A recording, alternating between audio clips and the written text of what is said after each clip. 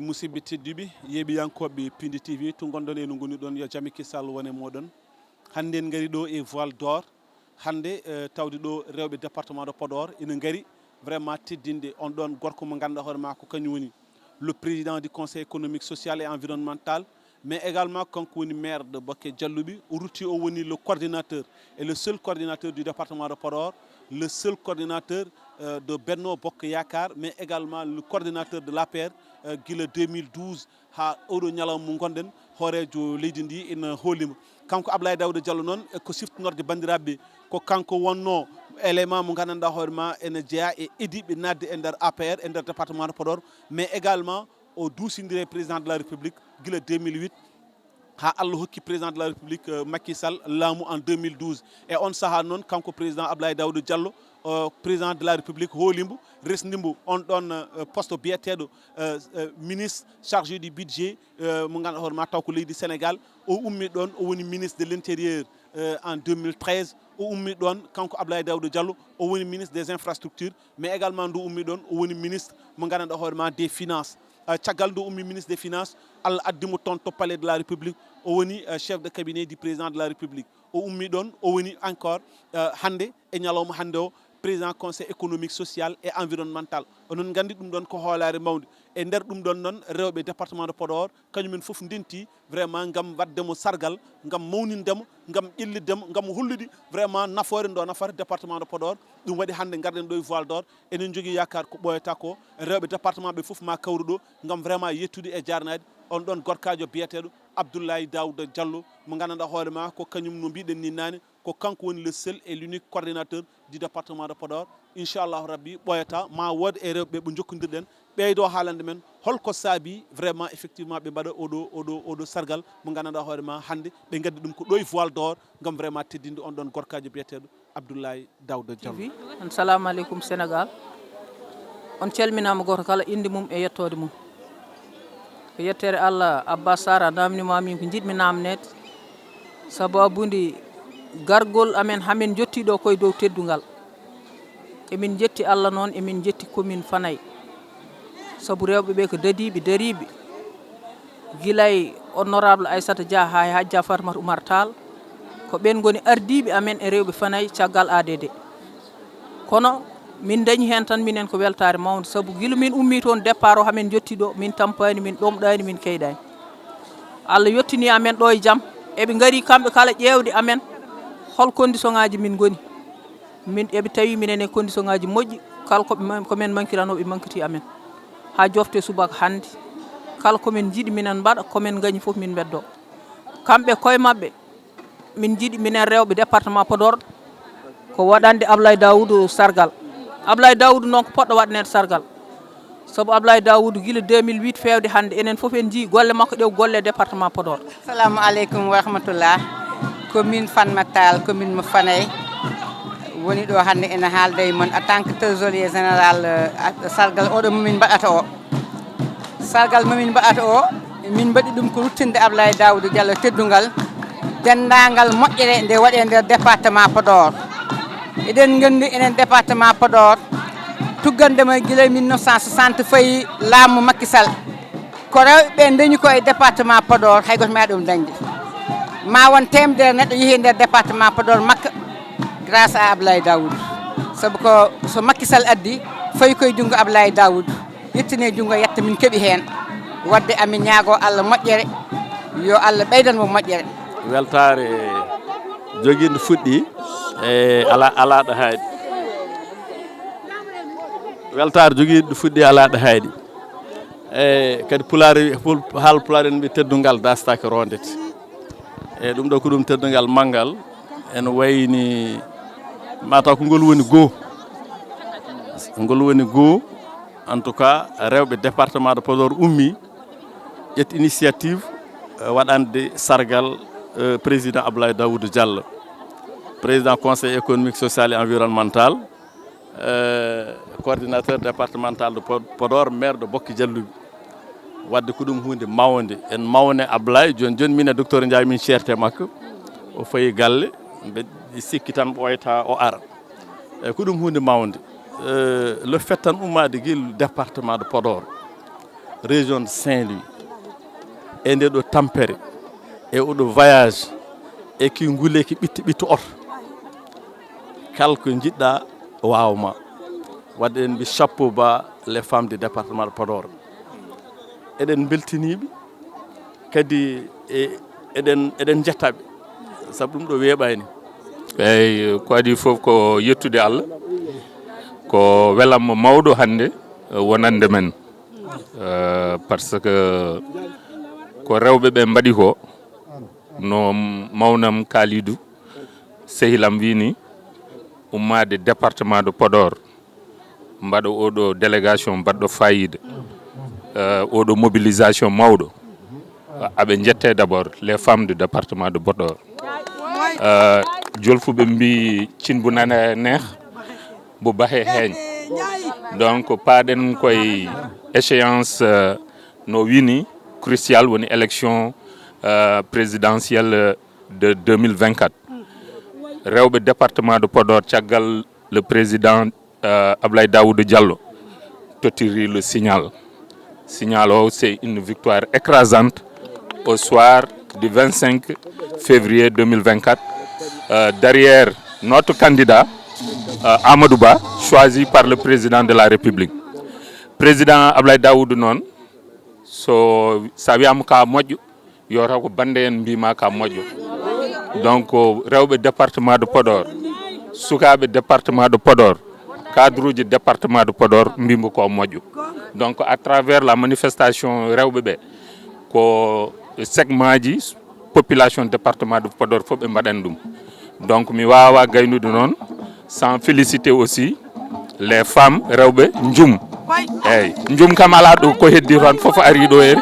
pour wonde caggal Ablaye Daouda donc mbeɗa yettaɓe no feewi quoi no feewi ewo merci Abbas adi fof ko yettude Allah e julde nelaɗo sallallah sallam hande comme no mbiruɗani ko rewɓe département Podor gari ɗo teddinde ɓinguel mumen ɓiɗɗo département o Ablaye Daouda Diallo nde tawno no mbiɗani ko tedduɗo kono kadi so neɗɗo teddinama ko ɗum ɓuuri welde ko rewɓe ɓe ƴetti initiative piyi haalis mumen mbi paɗane Samba paɗane Demba paɗane Kumba fodde ko Ablaye Daouda ligguey leydi Sénégal ko fodde ko Ablaye Daouda ligguey département Podor ko hande eɓe duttamo teddugal ndemen banno ɗum min jaadi hen minen rewɓe département de Podor goto hen foof ayi ɗiɗo bisuji ummiɗo Fouta jomum ene tampere mumen e foof mumen mbaɗi ɗum supporté min gari ɗo guila hanke eɓen ɗo kamɓe rewɓe et mention spéciale aux femmes de Fouta samen nani déjà ko pour dusde leader amen woni docteur Kalidou Sambali mo ganduɗa hande hay goto hande wattama présente hande e département de Podor saabu ɗum ko jeune mo ganduɗa il est engagé e comme président comme Ablaye waɗete noon sargal min garde e makko ko ɗum addi amen ɗo hande est ce que won caɗele ɗo poti ɗon nde garton walla tout est nickel wa tout est extraordinaire même je dirais docteur Kalidou beelo wonko fuɗɗi hokkude mon ko gandanɗa hoorema onon mbawi fawde en cuuɗi mon kene jaran mon rewde makko min gona komin dañe makko pour le moment mais emin gandi kam kanko somin ndewe makko momin dañ komin jiiɗi ko et aussi emin jiiye makko des changements dans notre départ dans notre commune même je dirais parce que ɗum tahi minen min ndewe makko holon commune mo jaaɗon minen min ndeya ko commune mo Mbolo Birane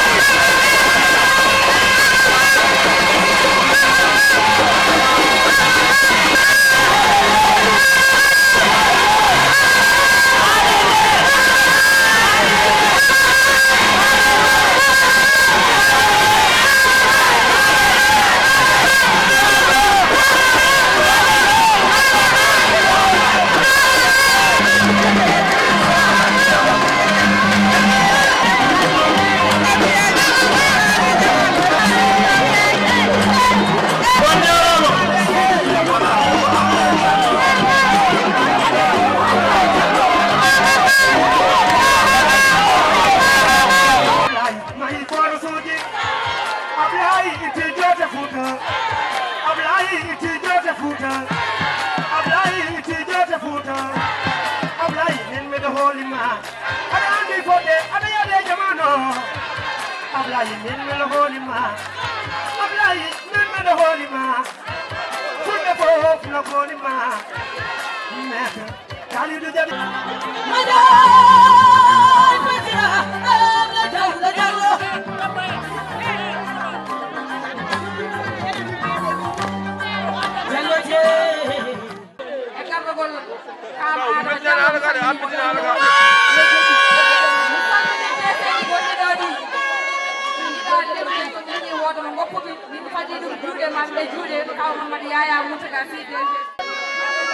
Ablaye Daouda e liggeyaji wonɓe gonduɗa nana gonɗaɗo e oɗo département meeɗa lelade koyɗi so lewru ma yi ene daña kalis ɗum ko Ablaye Daouda Diallo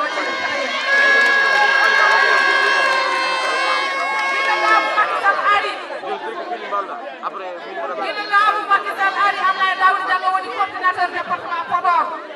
rewi ɗo fof rewɓe département Podor caggal muɗum kanko waɗi ƴiiwa ko fooji ko fof nawatu hokku muɗum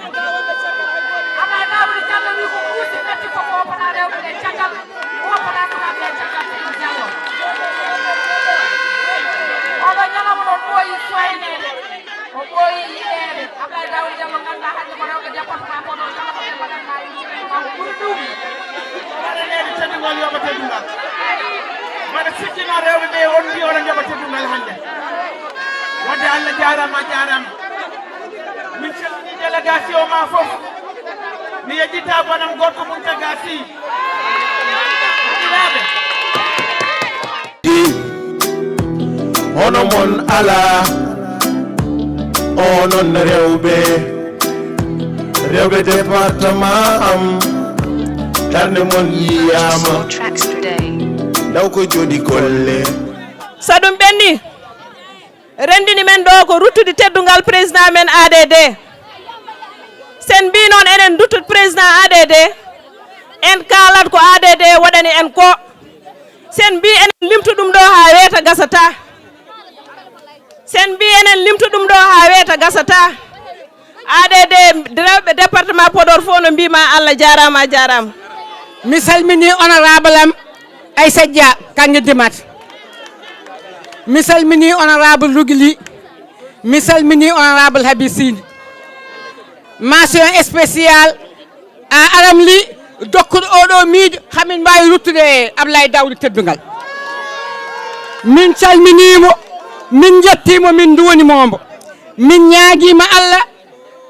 ɗum ɗo yo Allah continue ɗum tan ene yaha kala ko jiiɗa wonɗo fuɗɗi goo onon kanko fuɗɗi ɗum. Monsieur le Président du Conseil économique, social et environnemental, Madame la Vice-présidente à l'Assemblée nationale, Madame Yetta Sow, Monsieur Mountaga Sy, le DG du port et l'ensemble de tous les maires et DG ici présents, chers honorables invités. Honorables invités, à vos titres, grades, qualités et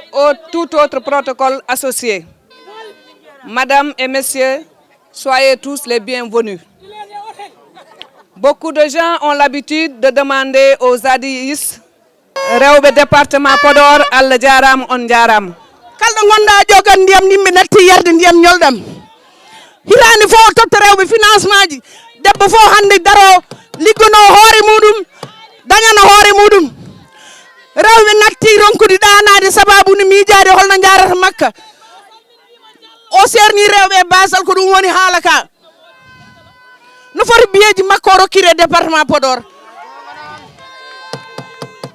No foti machine aji unoji o rokkire département Podor. Ɗum noon enen en mbawnamo haydara sona darade ɗo kucciten e makko mbiyan mo a jarama monsieur le président. Wole ñaay gay le ngay wole co wole na be yo le yo aram mam ja borom Limam Ndiak rug Limam Ndiak Limam Ndiak ak Jaynaba Limam Ndiak ak Maram Limam Ndiak ak Seynabu Limam Ndiak ak Dadaam nuy jooy to neppeeguñu njooñ Maam Ndiak la ñuy wooye seen baay Ndiak na yugu burkel yugu ndanga yugu hoore yugu biro yugu seen yugu burkel yugu hoore jibini duro seedu jibini delo hoore jibini buubu delo hamme delo Makhtar buubu Ndiak Makhtar Sisiri Makhtar Bahim Makhtar kono wona noon waalo wima ko Samba ak Mbar Mademba Fara Coro Sanda ak Samba gooru Khoudia Diop naar ma ci taabaan Khoudia yaram benn yaay seen ak daam faranga góoru yaar ma demba nga timat nana canga ko de nana ñaara Ablayo cewda mo yege sewnani basi yo Moustapha Sy kettoɗami noddana kam yo Mama Salbalo mi wima Salbalo o kettoɗama kala yo jalide koyruge Mame Ndiak président minen min keñaki min keppani min tappani min ngoɗani ummini amen ko an goto ummini amen première fois dans l'histoire du Sénégal rewɓe jooɗo mbuɗuma mbuɗam ngare teddinen leader men taw wona kañum yaltine poste mum hande goo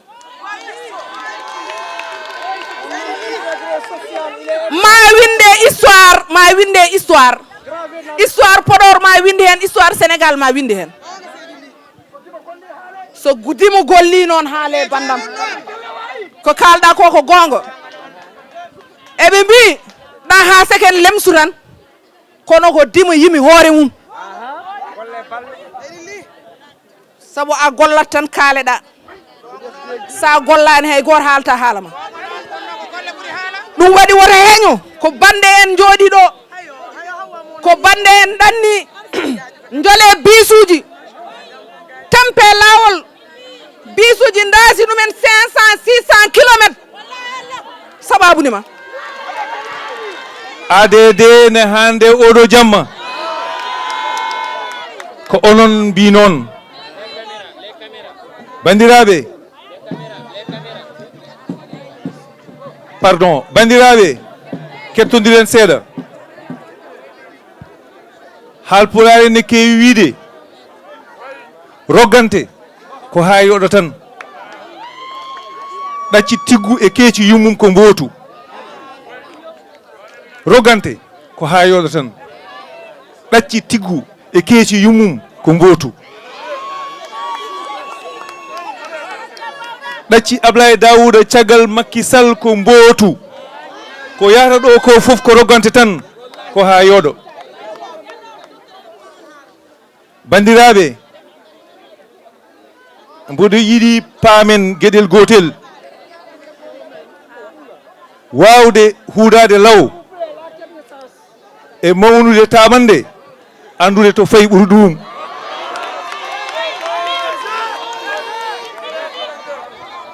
wawde huudade law e mawnude taɓande andude to fayi ɓuri ɗum paaɗen ko le 25 février 2024 bandiraɓe yimɓeɓe poɗodirino goto fof wi ina yiiɗi haalpulaar ne mbi ko rimɓe tan peccata ko teeli jaam dañe ko rimɓe tan peccata ko teeli jaam dañe Ablaye Dawouda e woɓɓe jiiɗino jappere leydi ndi tawde koɓe rimɓe jaam dañama ko rimɓe tan peccata ko teeli jaam dañe addi jaam dañede ko Ablaye fukkani Amadou Ba walare mawde 447 579 parrain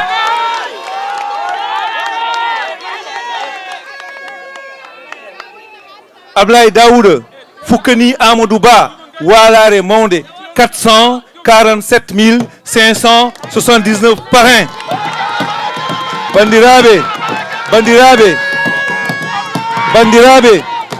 bandiraɓe no mbiye bandiraɓe jinmi ko mbiyon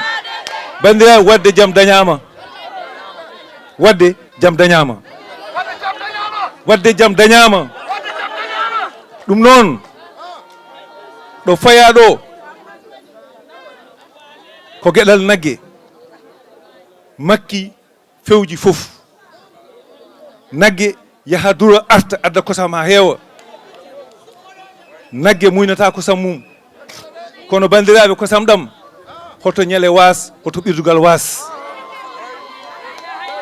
hoto ñale was hoto ɓirdugal was hoto Ablaye was hoto Amadou Ba was hoto ñale was hoto ɓirdugal was mi anda son paami ko kalami ko makki faggani en kosam ha heewi duuɓi 12 yimɓe fof payi hen juuɗe mumen kosam nagge muynata kosam mum alay sago ɓirdugal daña walla ñale daña Ablaye woni ñale nge Amadou Ba woni ɓirdugal hoto ɓirdugal was ñale muynanta ko hoore mum ɓirdugal ko joom nagge jeeyi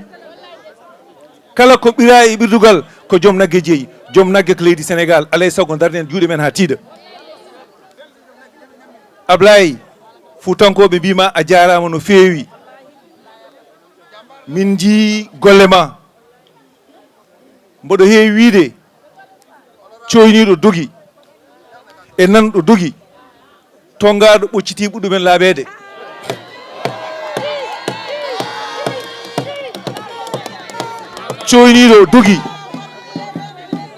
coyniɗo dogi e nanɗo tan dogi tongaɗo ɓocciti ɓuɗɗumen laaɓede hakkude amen e Ablaye wona hanki ko gila hecci hanki minen jangguidi lycée minen gonduno gila Haydara Dañaka samin darima ɗo emin cettomo kala ɗo noddi min mawnikinaki min gara min dewa caggal makko min cetto bandiraɓe ƴeewe e amen gandon ɗo paaden ɗo bandiraɓe ko rendini men hande ko ɗum weltare mawde ɓaade wiyama ko président Ablaye Daouda waɗate sargal président Ablaye Daouda noon mbeɗa sikki sono waɗe sargal min yetta wonko gandumi hen saabu kala ko président Ablaye Daouda wanno e nder département de Podor koye junggam ngo ɗo rewi kadi yetti e rewɓe département de Podor no arduno e junggam ni ko noon yettori e juuɗe mabɓe kamɓe rewɓe département de Podor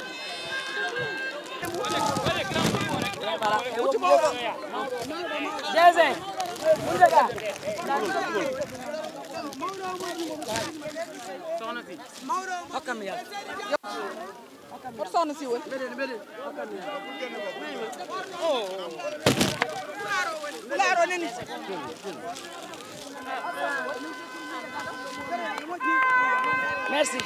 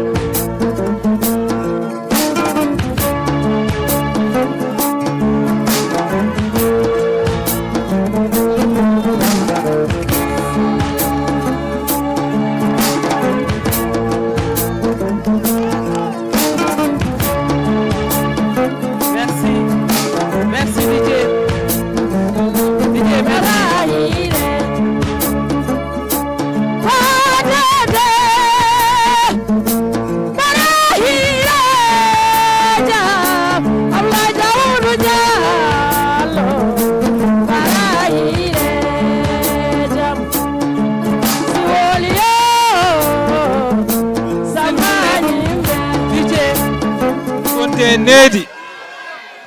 eɓe ndeeƴi ɓe puusodiraka on ngari on kadi yimɓe gollade on pewnani onon ɓeɗo onon ɓe on pewnani non on pewnani vraiment on bonni golle amen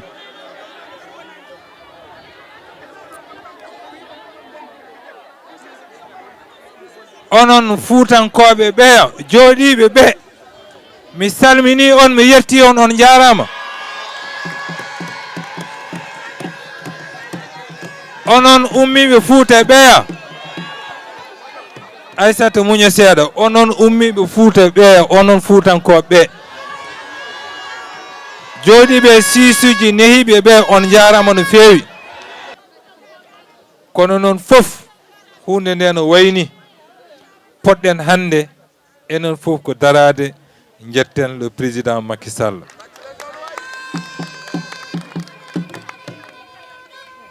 sabu haal pulaar ne keewi wiide sa yi dasol Mountaga no kewɗen ɗum wiide ni dasol so mawni oto ƴeewɗo dasol ngol yarata ɗo tolniɗo ƴeew ko fooɗi dasol ngol ko Mountaga a reftima joni e gila 2012 to rewa e yettere Allah e caggal hoolare président Macky Sall ɗum noon so ɗum wawi waɗede Macky Sall na tawa so wawi waɗede ko ballal Macky Sall so wawi waɗede ko hoolare Macky Sall kono noon bandiraɓe so ɗum gasi ko département de Podor jeeyi ala fof ko dañaka ala fof ko wonaka e wona koye dow inde département de Podor ɗum ɗon gueɗal ngal ko gueɗal mon mbiɗa yetta on hen paamon ina wayno ko koyre mon e koye mon e hoore mum duttoɗon teddugal on jarama bandiraɓe saabu wonno wayanno wonno wasanno waade ɗum fof heɓetake hayso yiɗande nani hen mérite wonat hen le mérite c'est pour le département de Podor on jarama bandiraɓe onon fof haala ka juutata Mountaga haali ina wayno ɗo jottiɗen hankkadi bandiraɓe koye boli celi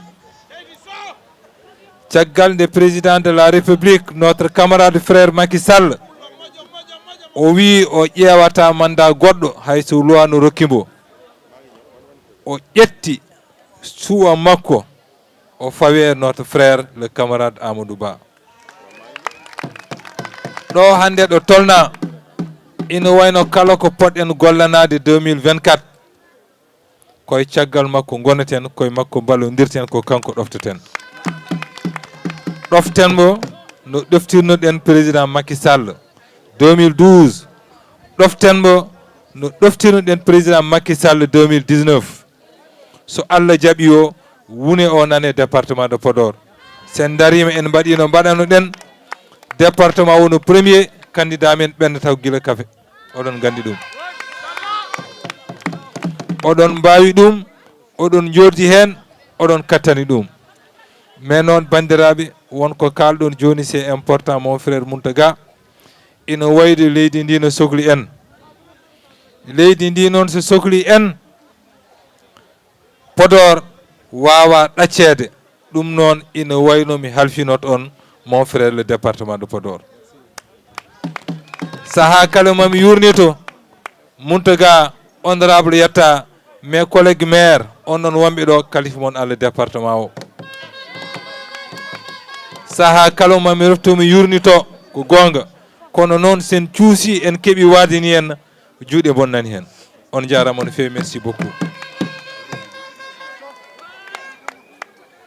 ɗum noon jinmi ko caggal oɗo sargal mo mbaɗɗon wonde aram wi ko ruttude teddugal aram Mame Diack encore merci mbiɗa yiiɗi miijoɗen ƴeewen holno mbawɗen terdinirde le président de la république Macky Sall tawa kadi ko département de Podor mais e ngol noon nawteten ɗum ko cuuɗi men bandiraɓe on demande ko demande amen goto woppittako e wuulago jamma woppittaki e goto wona eɗen mbawiɗo goto woppittako e wuulago jamma ko gotum oɗo demande ko demande amen minen Abdoulaye Daouda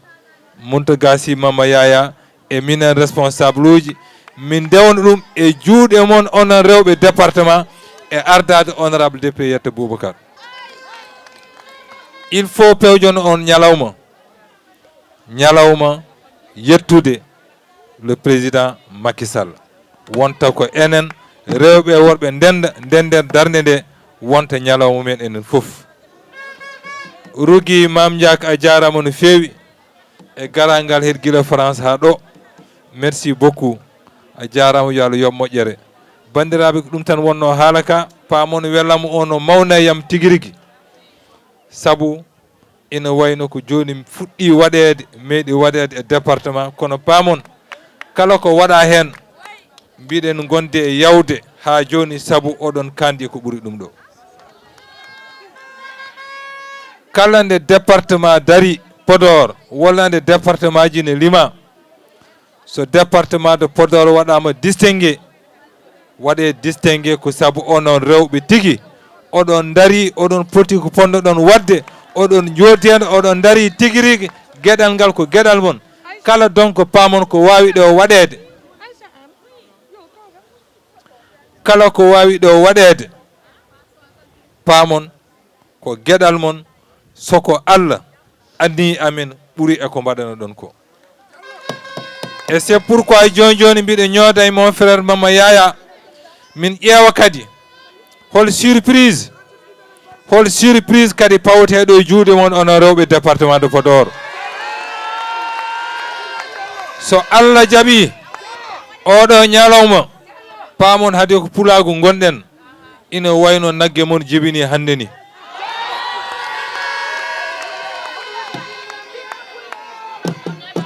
E balɗe garoje ɗe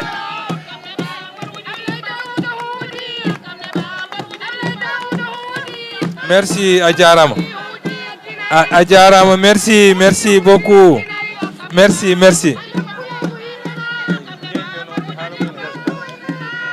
e sawa moƴƴi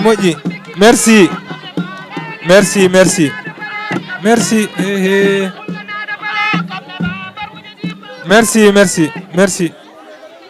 a jarama merci. Ina wayno e balɗe garoje ɗe so Allah jaaɓi kadi mamin paw e juuɗe mon 100 millions de francs CFA financement mon kadi oɗon rewɓe ndewnoɗen onon rewɓe fawdirɓe mamin ƴettu min pawɗum e honorable député Yetto Boubacar noddal e département de Podor ara fawɗum e juuɗe mon e commune aji mon onon fof. Merci beaucoup merci on jarama onon Fuutankoɓe encore on jarama merci beaucoup aram encore une fois de plus merci